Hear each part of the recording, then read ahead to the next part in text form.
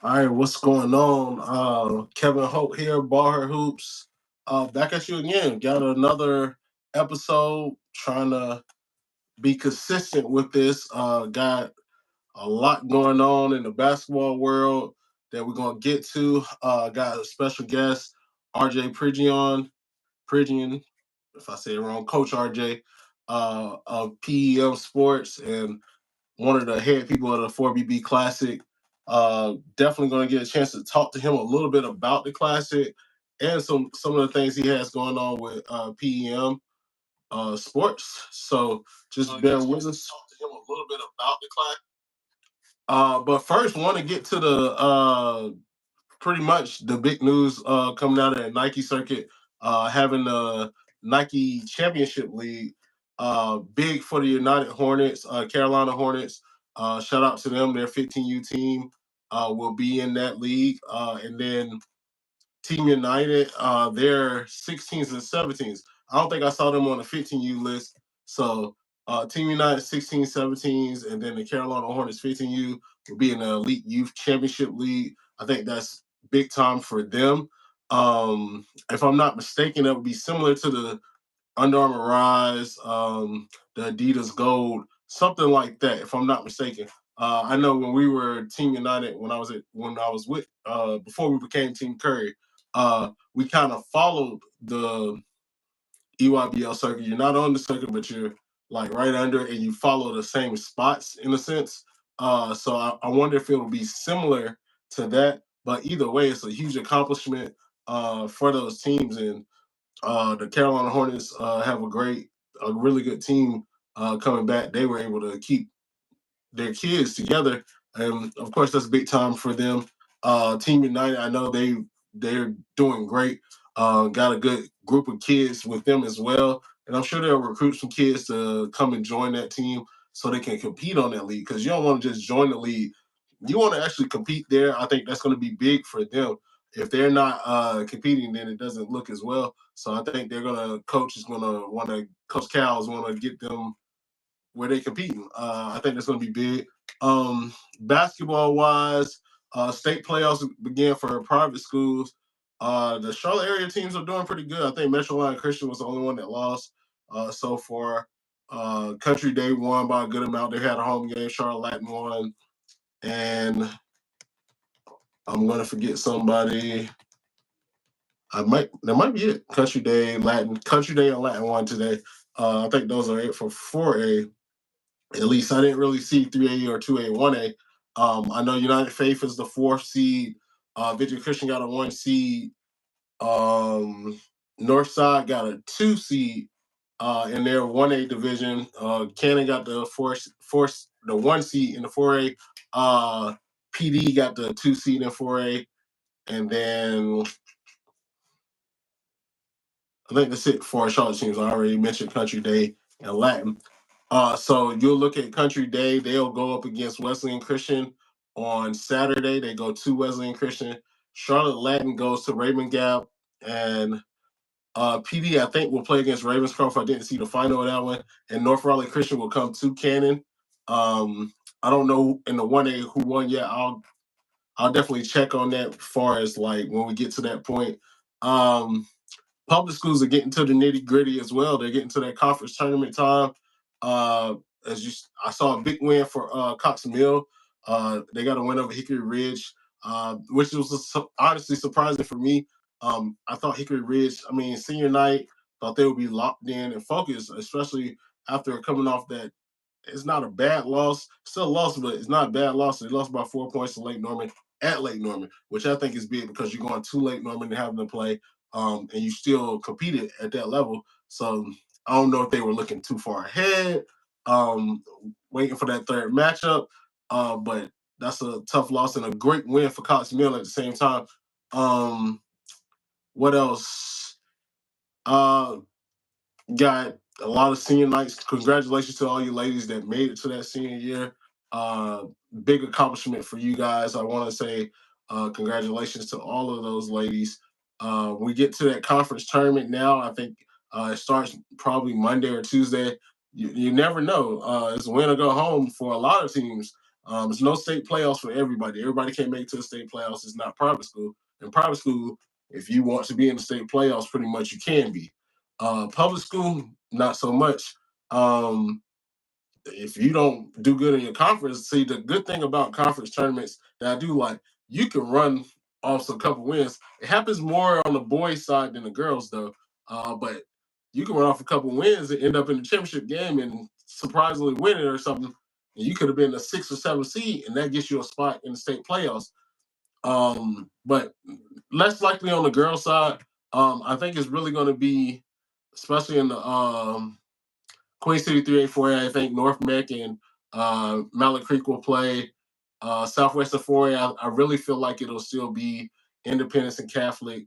And then for Greater Metro, I think Lake Norman and Hickory Ridge will play. I'm about to add Coach RJ on, but I think those will be the teams. What's up, Coach? What's up, Kev? Not much, man. Glad to have you on here. Appreciate you joining.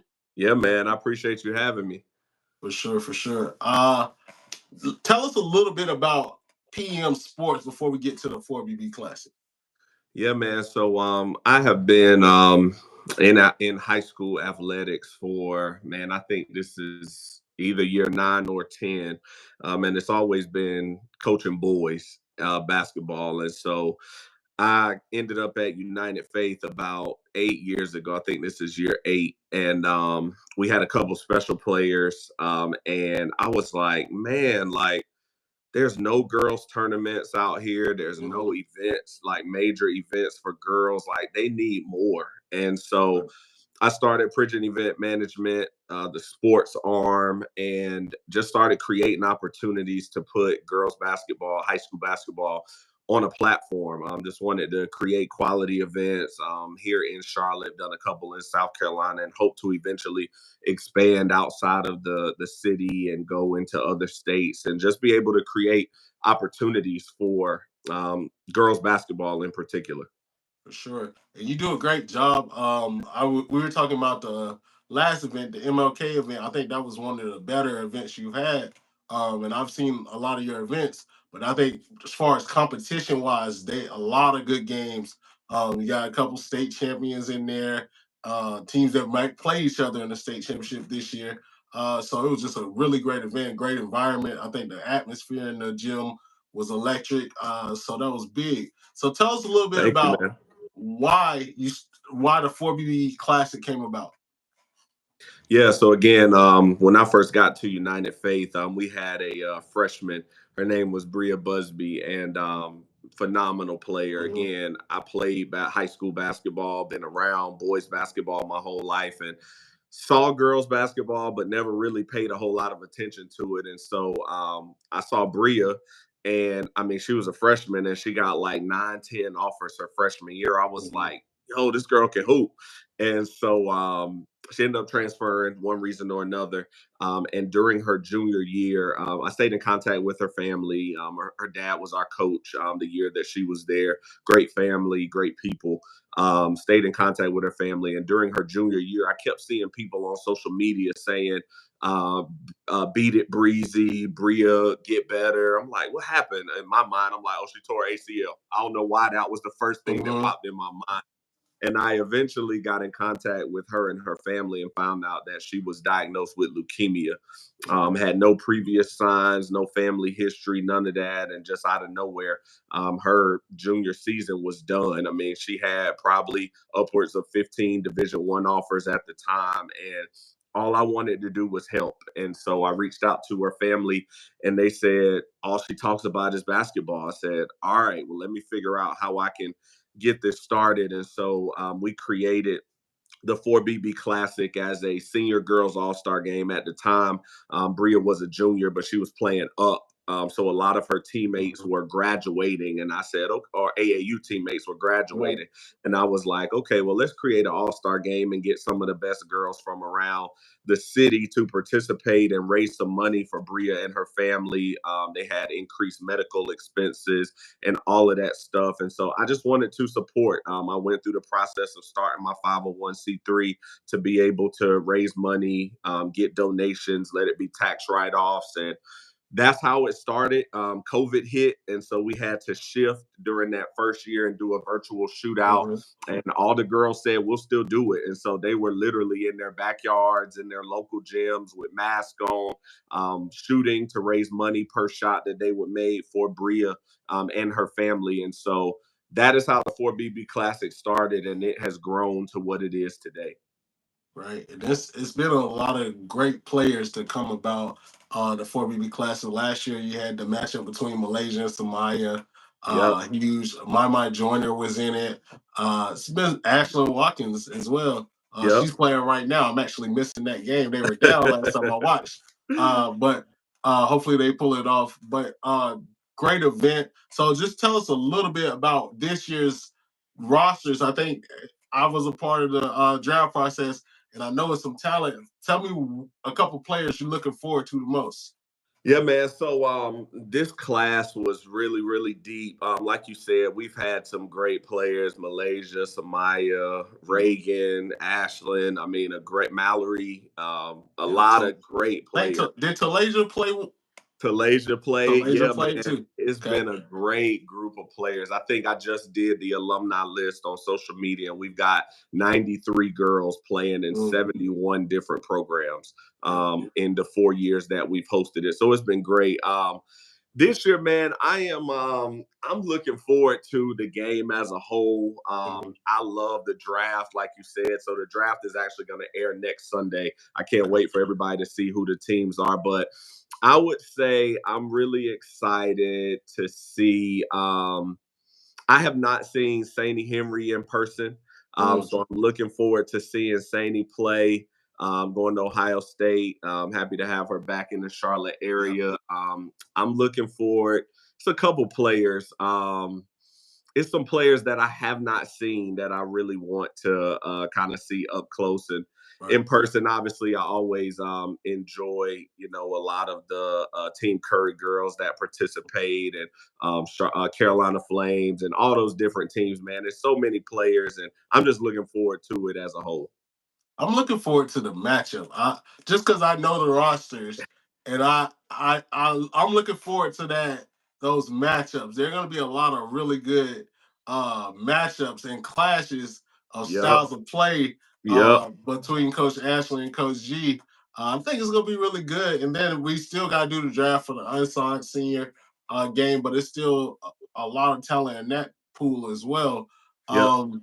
So what's the next event that you have going on after the 4BB Classic?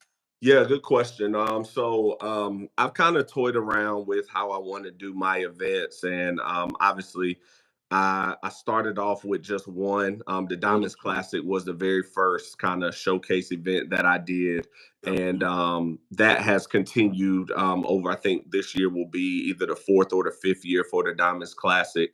So we will definitely continue to have that. That's a kind of first or second weekend in December event Okay. that we always have. The MLK event is one that has gained some notoriety. I'm looking Mhm. to probably get a larger gym for next year and expand it, get a few more teams. Okay. And I kind of want to do quality events over quantity. I think I Yep. could easily put on 7 or 8 events, but I think I kind of want to lock in 2 or 3. Okay. This year, for the first time, we did a fall league. That was so much fun. The best part about it was taking our all-star team and being able to come over and play against the Ball Her Hoops Fall League All-Star team, man. Yeah, That that's was we're gonna that try was to make that an fun. annual thing. I love Yeah. that as well. Yeah, that was a lot of fun. So we're looking forward to doing the fall league again.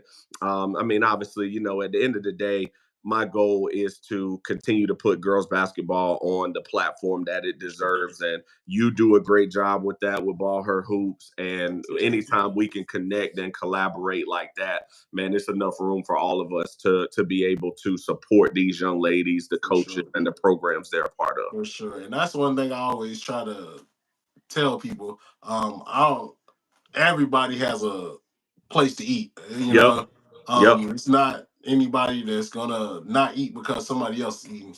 Yeah. We all have if we all doing it for the right reason, then that will be the most important part. These young ladies getting that That's it. platform to whether it's play, be noticed. All those things matter because when I first started coaching girls, I started at Country Day, and Mm-hmm.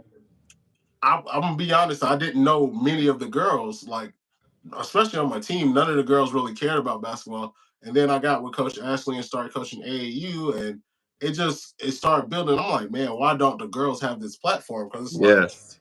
I mean, we had a team at Team United with 10 girls that went Division 1. Yeah. Like, Yeah. and most of those girls you wouldn't know about unless you just like really follow the game. And Right. that's one thing I've tried to do more, just shouting out teams. I so many people that do individuals. I like to shout out the high schools, and we can, shout out the players and everything, but I want to focus on those teams, make sure that everybody knows different girls in the game, not just the main ones, but we doing a better job with it. I think there's a lot more focus on girls basketball than it used to be. So I Yeah. appreciate you for giving them that platform as well.